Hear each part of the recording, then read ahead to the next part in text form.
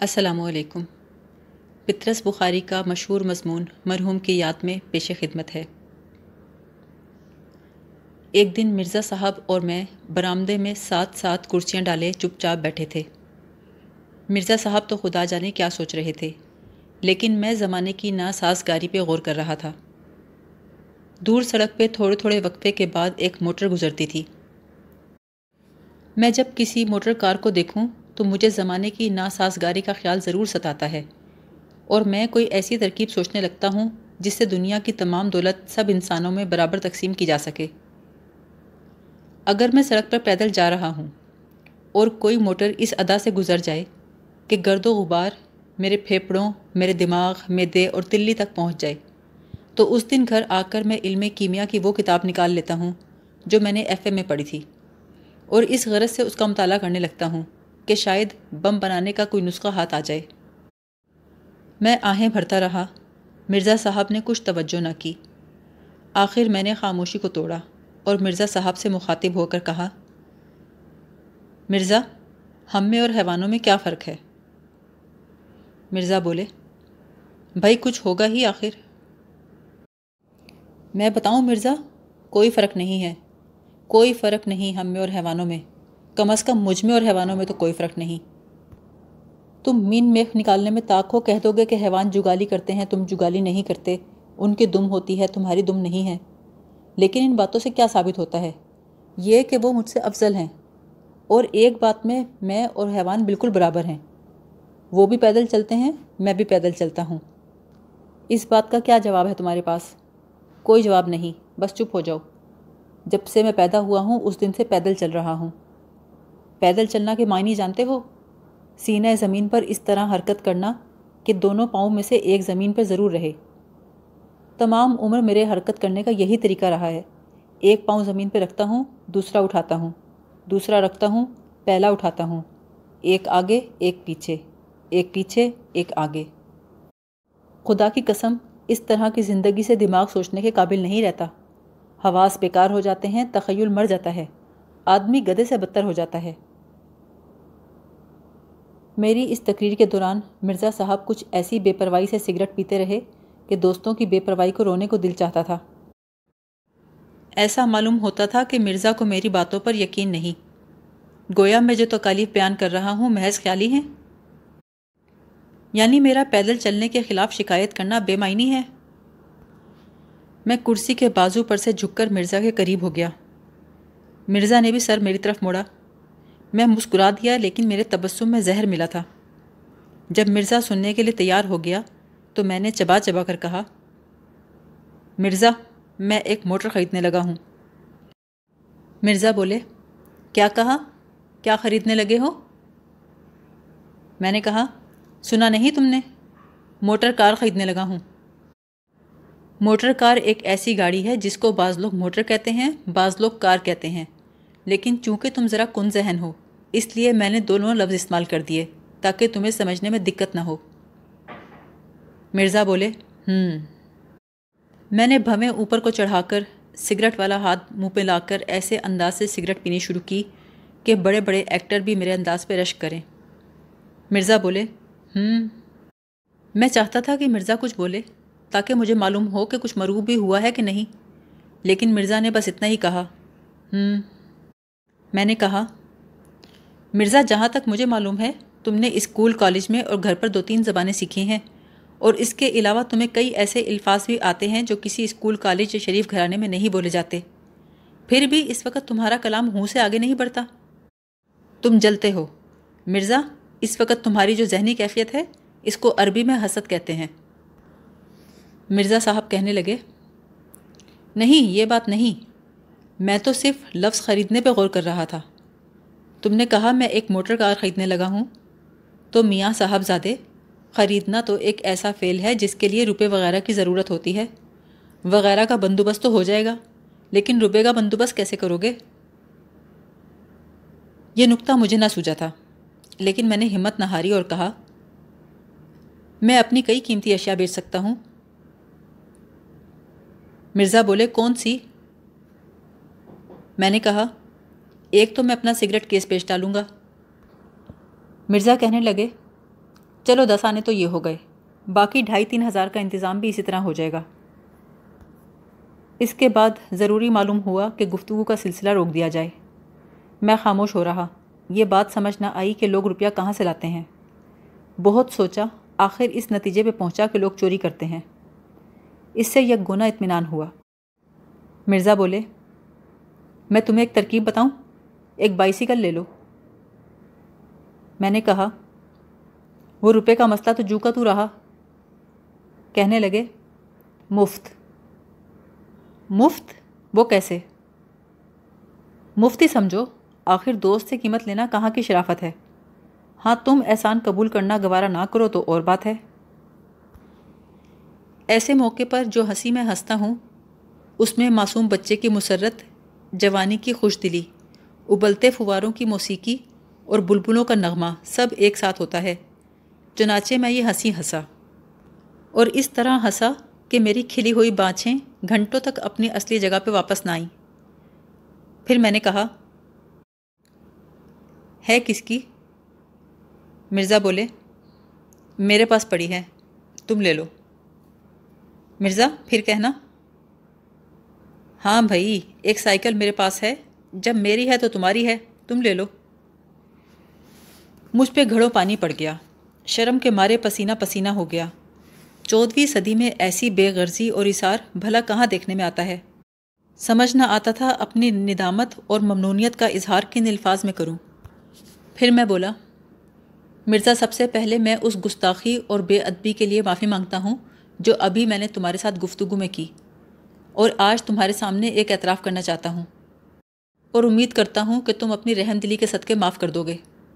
وہ اعتراف یہ ہے، میں ہمیشہ تم کو کمینہ، خود غرض اور عیار سمجھتا تھا۔ دیکھو ناراض مت ہو، انسان سے غلطی ہو ہی جاتی ہے، لیکن آج تم نے اپنی شرافت کا ثبوت دیا ہے اور مجھ پہ ثابت کر دیا ہے کہ میں کتنا قابل نفرت، تنگ خیال اور حقیر ہوں۔ مجھے معاف کر دو۔ میری آنکھوں میں آنسو آ گئے، اور قریب تھا کہ میں اس کی گود میں سر رکھ دیتا۔ مرزا کہنے لگے، واہ، اس میں فیاضی کیا ہوئی؟ میرے پاس ایک سائیکل ہے، جیسے میں سوار ہوا ویسے تم ہوئے۔ میں نے کہا، مرزا مفت میں نہ لوں گا، یہ ہرگز نہیں ہو سکتا۔ مرزا بولے، بس اسی بات سے میں ڈرتا تھا، تم حساس اتنے ہو کہ کسی کا احسان لینا گوارا نہیں کرتے، حالانکہ خدا گواہ ہے احسان اس میں کوئی نہیں۔ میں نے کہا، خیر کچھ بھی صحیح، تم سچ مچ مجھے اس کی قیمت بتا دو۔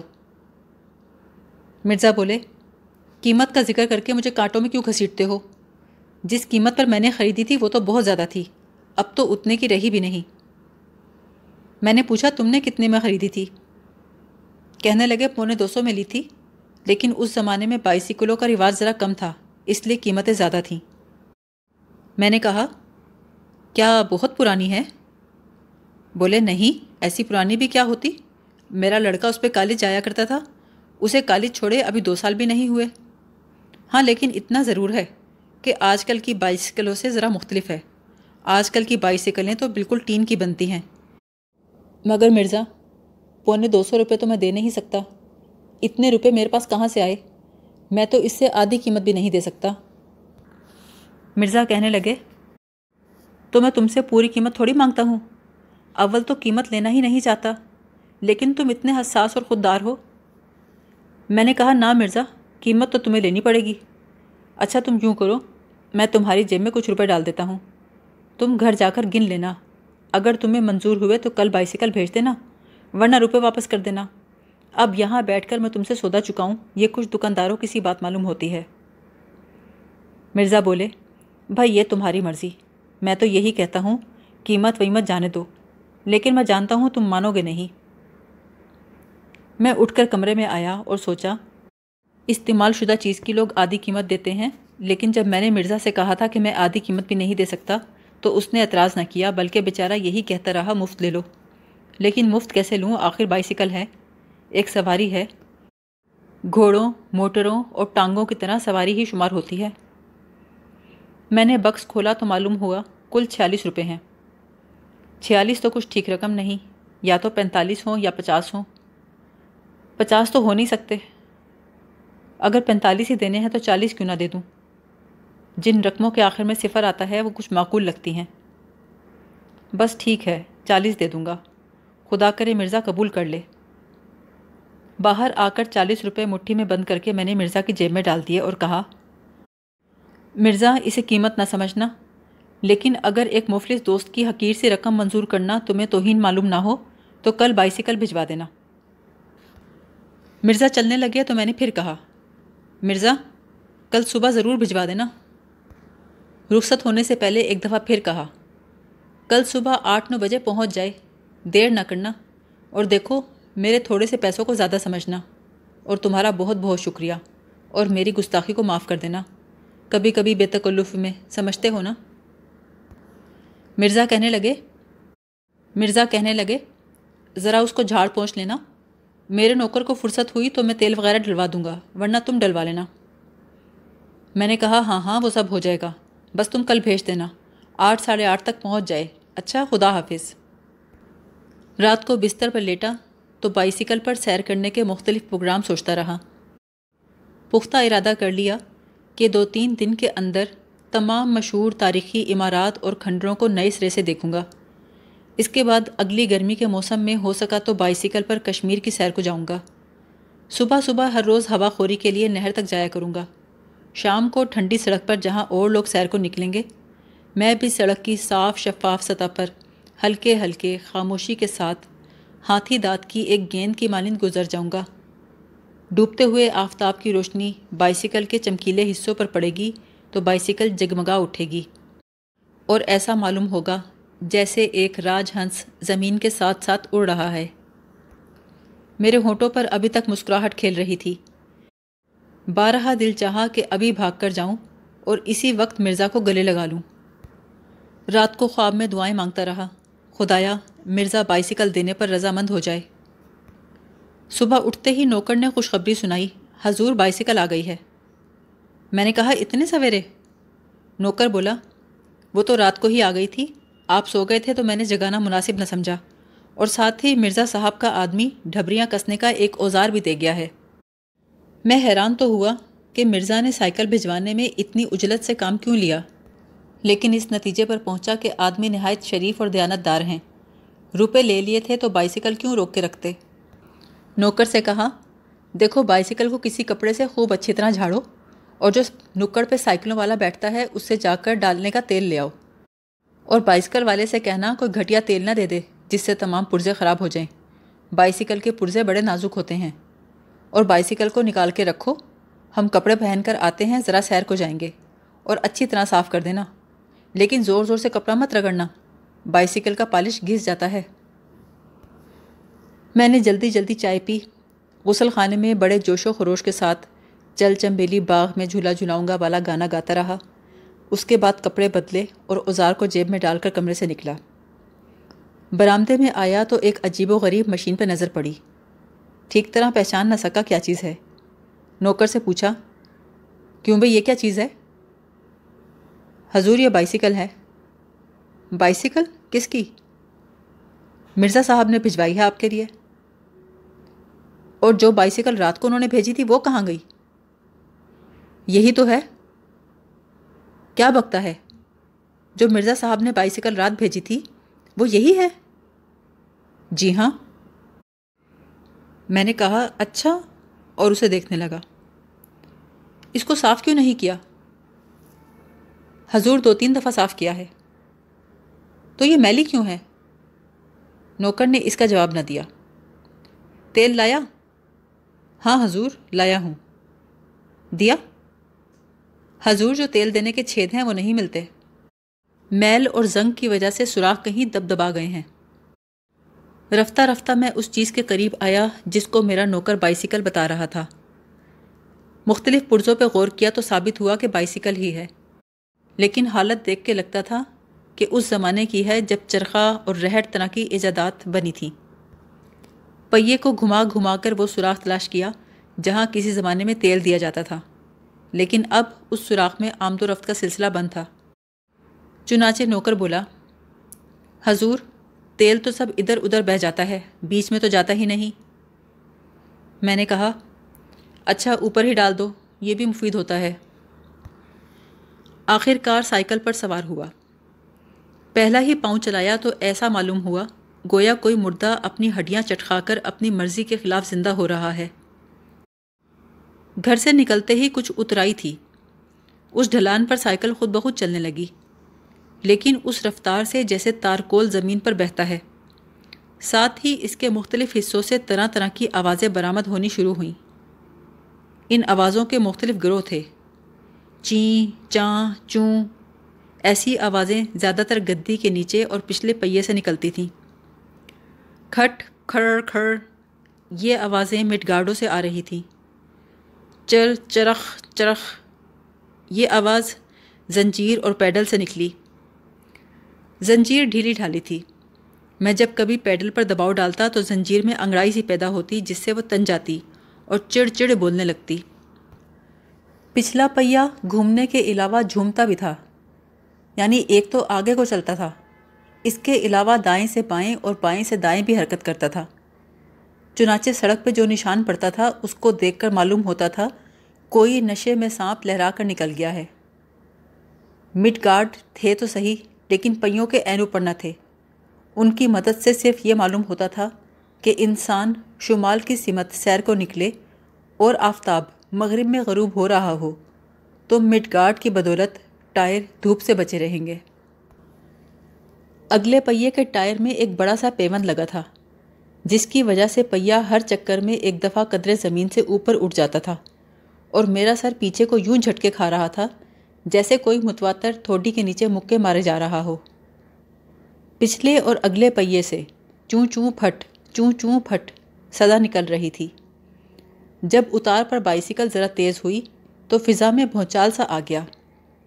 بائیسیکل کے کئی اور پرزے جو اب تک سو رہے تھے بیدار ہو کر گویا ہوئے۔ ادھر ادھر کے لوگ چونکے، کئی ماؤں نے اپنے بچوں کو سینوں سے لگا لیا۔ کھرڑ کھڑ کے بیچ میں پہیوں کی آواز جدا سنائی دے رہی تھی، لیکن چونکہ بائیسیکل اب پہلے سے تیز چل رہی تھی اس لیے چوں چوں پھٹ کی آواز نے اب چچو پھٹ چچو پھٹ یہ آواز اختیار کر لی تھی۔ تمام بائیسیکل کسی افریقی زبان کی گردانیں دہرا رہی تھی۔ اس قدر تیز رفتاری بائیسیکل کی نازک طبیعت پہ گراں گزری، چنانچہ یک لخت دو تبدیلیاں ہوئیں۔ ایک تو ہینڈل ایک طرف کو مڑ گیا، جس کا نتیجہ یہ ہوا کہ میں جا تو سامنے کو رہا تھا لیکن میرا تمام جسم دائیں طرف کو مڑا ہوا تھا۔ اس کے علاوہ بائیسیکل کی گدی دفعتاً 6 انچ کے قریب نیچے بیٹھ گئی۔ چنانچہ جب پیڈل چلانے کے لیے میں ٹانگیں اوپر نیچے کر رہا تھا تو میرے گھٹنے میری تھوڑی تک پہنچ جاتے تھے۔ کمر دوہری ہو کر باہر کو نکلی ہوئی تھی اور ساتھ ہی اگلے پہیے کی اٹکیریوں کی وجہ سے میرا سر وہی جھٹکے کھا رہا تھا جیسے کوئی میری تھوڑی پر مکے مار رہا ہو۔ گدی کا نیچے ہونا از حد تکلیف دہ ثابت ہوا۔ میں نے مناسب سمجھا کہ اس کو ٹھیک کر لوں، چنانچہ میں نے بائیسیکل کو ٹھہرا لیا اور نیچے اترا۔ بائیسیکل کے ٹھہرنے سے یکلخت دنیا میں خاموشی سی چھا گئی۔ ایسا معلوم ہوا جیسے میں کسی ریل کے اسٹیشن سے نکل کر باہر آ گیا ہوں۔ میں نے جیب سے اوزار نکالا اور گدی کو کس کر اونچا کیا، ہینڈل کو تھوڑا سا ٹھیک کیا اور دوبارہ سوار ہو گیا۔ ابھی 10 قدم بھی چلنے نہ پایا تھا کہ اب ہینڈل یک لخت نیچے ہو گیا، اتنا کہ گدی اب ہینڈل سے کوئی فٹ بھر اونچی تھی۔ میرا تمام جسم سامنے کو جھکا ہوا تھا، تمام بوجھ دونوں ہاتھوں پر تھا جو ہینڈل پر رکھے تھے اور برابر جھٹکے کھا رہے تھے۔ آپ میری حالت کو تصور کریں تو معلوم ہوگا، دور سے ایسا معلوم ہو رہا تھا جیسے کوئی عورت آٹا گوندھ رہی ہو۔ مجھے اس مشابہت کا احساس بہت تھا جس سے میرے ماتھے پر پسینہ آ گیا۔ میں دائیں بائیں کنکھیوں سے لوگوں کو دیکھتا جاتا تھا۔ یوں تو ہر شخص میل بھر پہلے مڑ مڑ کے دیکھنے لگتا تھا، لیکن ان میں کوئی ایسا نہ تھا جس کے لیے میری مصیبت ضیافت تباہ کا باعث نہ ہو۔ جو دیکھتا ہنس پڑتا۔ ہینڈل تو نیچا ہو ہی گیا تھا، تھوڑی دیر کے بعد گدی بھی نیچے ہو گئی اور میں ہمتن زمین کے قریب پہنچ گیا۔ ایک لڑکے نے کہا، دیکھو یہ آدمی کیا کر رہا ہے، گویا اس بدتمیز کے نزدیک میں کوئی کرتب دکھا رہا تھا۔ میں اترا، ہینڈل اور گدی کو دوبارہ اونچا کیا، لیکن ہر تھوڑی دیر کے بعد ان میں سے ایک نہ ایک پھر نیچا ہو جاتا۔ وہ لمحے جن کے دوران میرے ہاتھ اور میرا جسم ایک ہی بلندی پر واقع ہوں بہت ہی کم تھے۔ ان میں بھی میں یہی سوچتا رہتا تھا کہ اب کے گدی پہلے بیٹھے گی یا ہینڈل۔ چنانچہ نڈر ہو کے نہ بیٹھتا تھا، بلکہ جسم کو گدی سے قدرے اوپر ہی رکھتا، لیکن اس کی وجہ سے ہینڈل پر اتنا بوجھ پڑ جاتا کہ وہ نیچا ہو جاتا۔ جب 2 میل گزر گئے اور بائیسیکل کی اٹھک بیٹھک نے باقاعدگی اختیار کر لی تو میں نے فیصلہ کیا کسی مستری کے پاس جاؤں۔ چنانچہ بائیسیکل کی ایک دکان پر لے گیا۔ بائیسیکل کی کھڑکھڑ سے جتنے لوگ کام کر رہے تھے سب کے سب سر اٹھا کے میری طرف دیکھنے لگے۔ میں نے جی کڑا کر کے کہا، ذرا اس کی مرمت کر دیجئے۔ ایک مستری آگے بڑھا۔ اس کے ہاتھ میں لوہے کی سلاخ تھی جس سے اس نے بڑی بے دردی سے مختلف حصوں کو ٹھوک بجا کر دیکھا۔ پھر پوچھا، کس کس پرزے کی مرمت کرائیے گا؟ میں نے کہا، بڑے گستاخ ہو تم، دیکھتے نہیں کہ صرف ہینڈل اور گدی کو ذرا نیچا کروانا ہے؟ ان کو ذرا کس دو اور بتاؤ کتنے پیسے ہوئے۔ مستری کہنے لگا، مڈ گارڈ بھی خراب ہیں، ٹھیک نہ کر دوں؟ میں نے کہا، ہاں وہ بھی ٹھیک کر دو۔ کہنے لگا، اگر باقی چیزیں بھی ٹھیک کرا لیں تو اچھا ہو۔ اچھا کر دو۔ وہ بولا، یوں تھوڑی ہو سکتا ہے، 10-15 دن کا کام ہے، آپ اسے ہمارے پاس چھوڑ جائیے۔ اور پیسے کتنے لوگے؟ 30-40 روپے لگیں گے۔ بس رہنے دو، جتنا کہا ہے اتنا کر دو۔ اس نے تھوڑی سی دیر میں ہینڈل اور گدی کو کس کے اوپر کر دیا۔ میں چلنے لگا تو مستری بولا، میں نے کس تو دیا ہے لیکن پیچ سب گھسے ہوئے ہیں، ابھی تھوڑی دیر میں پھر ڈھیلے ہو جائیں گے۔ میں نے کہا، بدتمیز کہیں کا، تو 2 آنے مفت میں لے لیے؟ بولا، جناب آپ کو سائیکل بھی تو مفت میں ملی ہوگی، یہ آپ کے دوست مرزا صاحب کی ہے نا؟ للو، یہ وہی بائیسیکل ہے نا جو پچھلے سال مرزا صاحب یہاں بیچنے کو لائے تھے، پہچانی تم نے؟ صدیاں گزر گئیں لیکن اس سائیکل کی خطا معاف ہونے میں نہیں آتی۔ میں نے کہا، واہ، تو کیا ہوا؟ مرزا صاحب کے لڑکے اس پر کالج آیا جایا کرتے تھے اور ان کو ابھی کالج چھوڑے 2 سال بھی نہیں ہوئے۔ مستری بولا، ہاں وہ تو ٹھیک ہے، لیکن مرزا صاحب خود جب کالج میں پڑھتے تھے تو ان کے پاس بھی تو یہی بائیسیکل تھی۔ یہ سن کر میری طبیعت کچھ مردہ سی ہو گئی۔ میں سائیکل کو ساتھ لیے آہستہ آہستہ چل پڑا، لیکن پیدل چلنا بھی مشکل تھا۔ دراصل اس بائیسیکل کے چلانے میں ایسے ایسے پٹھوں پہ زور پڑتا تھا جو عام سائیکل کے چلانے میں استعمال نہیں ہوتے، اس لیے ٹانگوں، کندھوں اور کمر اور بازوؤں میں جا بجا درد ہو رہا تھا۔ مرزا کا خیال رہ رہ کر آتا تھا، لیکن میں ہر بار کوشش کر کے دل سے ہٹا دیتا تھا، ورنہ پاگل ہو جاتا، اور جنون کی حالت میں پہلی حرکت مجھ سے یہ سرزد ہوتی کہ مرزا کے مکان کے سامنے بازار میں جلسہ منعقد کرتا، جس میں مرزا کی مکاری، بے ایمانی اور دغا بازی پر تقریر کرتا، کل بنیے نو انسان کو مرزا کی نافاق فطرت سے آگاہ کرتا، اس کے بعد ایک چتا جلا کر اس میں زندہ جل کے مر جاتا۔ میں نے بہتر یہ سمجھا کہ جس طرح ہو سکے اب اس بائیسیکل کو اونے پونے بیچ کر جو وصول ہوا اسی پر صبر شکر کروں، بلا سے 10-15 روپے کا خسارہ سہی، 40 کے 40 روپے تو ضائع نہ ہوں گے۔ راستے میں بائیسیکل کی ایک دکان آئی تو وہاں ٹھہر گیا۔ دکاندار میرے قریب آیا، لیکن میری زبان کو جیسے تالا لگ گیا تھا۔ عمر بھر کسی چیز کے بیچنے کی نوبت نہ آئی تھی، مجھے یہ بھی معلوم نہ تھا ایسے موقع پر کیا کہتے ہیں۔ آخر بڑی سوچ بچار اور تامل کے بعد منہ سے صرف اتنا نکلا، یہ بائیسیکل ہے۔ دکاندار بولا، پھر؟ میں نے کہا، لوگے؟ کہنے لگا، کیا مطلب؟ میں نے کہا، بیچتے ہیں ہم۔ دکاندار نے مجھے ایسی نظر سے دیکھا کہ گویا مجھ پہ چوری کا شبہ کر رہا ہے۔ پھر بائیسیکل کو دیکھا، پھر مجھے دیکھا، پھر بائیسیکل کو دیکھا۔ ایسا لگتا تھا کہ فیصلہ نہیں کر سکتا کہ آدمی کون سا ہے اور بائیسیکل کون سی ہے۔ آخر کار بولا، کیا کریں گے آپ اس کو بیچ کر؟ ایسے سوالوں کا خدا جانے کیا جواب ہوتا ہے۔ میں نے کہا، کیا تم یہ پوچھنا چاہتے ہو کہ جو روپے مجھے وصول ہوں گے ان کا مصرف کیا ہوگا؟ کہنے لگا، وہ تو ٹھیک ہے، مگر کوئی اس کو لے کر کرے گا کیا؟ میں نے کہا اس پہ چڑھے گا اور کیا کرے گا؟ اچھا چڑھ گیا، پھر کیا؟ چلائے گا اور کیا؟ خدا بخش ذرا یہاں آنا، یہ بائسیکل بکنے آئی ہے۔ جن صاحب کا نام خدا بخش تھا انہوں نے سائیکل کو دور سے یوں دیکھا جیسے بو سونگھ رہے ہو۔ اس کے بعد دونوں نے آپس میں کچھ مشورہ کیا۔ پھر وہ شخص جس کو خدا بخش کہا تھا میرے پاس آئے اور کہنے لگے، تو آپ سچ مچ بیچ رہے ہیں؟ میں نے کہا، تو کیا محض آپ سے ہم کلام ہونے کا فخر حاصل کرنے کے لیے گھر سے بہانہ کر کے آیا ہوں؟ کہنے لگا، تو کیا لیں گے آپ؟ میں نے کہا، تم ہی بتاؤ۔ کہنے لگا، سچ مچ بتاؤں؟ میں نے کہا، ہاں بتاؤ۔ اب بتاؤ گے بھی یا ترساتے رہو گے؟ کہنے لگا، 3 روپے دوں گا اس کے۔ میرا خون کھول اٹھا، ہاتھ پاؤں اور ہونٹ غصے کے مارے کانپنے لگے۔